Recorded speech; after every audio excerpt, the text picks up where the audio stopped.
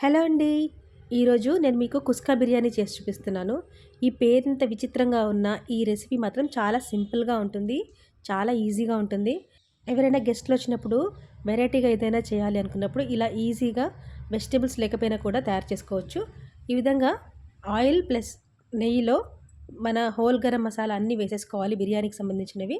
వాటితో పాటే special aroma కోసం జాజికాయ, జాపత్రి పౌడర్‌ని ఒక చిటికెడు వేసుకున్నాను. ఇవి మంచిగా ఫ్రై అయిన తర్వాత దీంట్లో పొడవుగా చీల్చుకున్న పచ్చిమిర్చి, పొడువుగా కట్ చేసుకున్న ఆనియన్స్ వేసి బాగా ఫ్రై చేసుకోవాలి. అంతలోనే ఉప్పు కూడా వేసుకొని అల్లం వెల్లుల్లి పేస్ట్ వేసుకొని ఫ్రై చేసుకుంటే చాలా తొందరగా ఫ్రై అయిపోతాయి కదా! అందరికీ తెలిసిన చిట్కానే ఇది. ఇలా మంచిగా ఫ్రై చేసుకున్న తర్వాత దీంట్లో మనం టమాటో వేసుకుంటాము.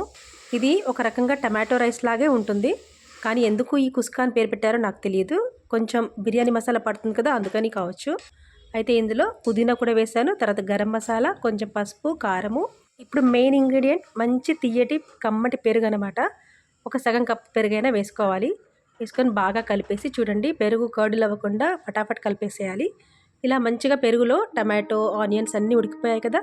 ఇప్పుడు మనం దీంట్లో ముందుగా నానబెట్టుకున్న రైస్ని వేసుకోవాలి. సేమ్ యాజ్ యూజువల్ ఒక కప్పు రైస్కి 1.5 కప్పు వాటర్.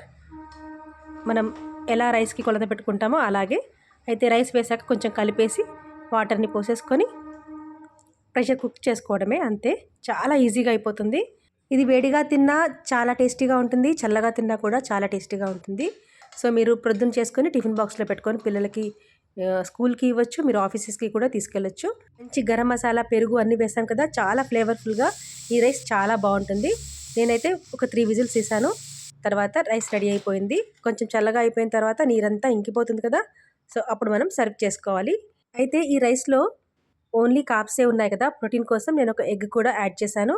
అలాగే దీన్ని రైతాతో తీసుకుంటే చాలా బాగుంటుంది. లేకపోతే మీరు ఏదైనా సాలన్ గ్రేవీతో కూడా తీసుకోవచ్చు. నాకైతే ఇలా సింపుల్గా బాగుంది అనిపించింది. మీరు తప్పకుండా ట్రై చేసి నచ్చితే లైక్ చేయండి, కామెంట్ చేయండి, సబ్స్క్రైబ్ చేసుకోండి.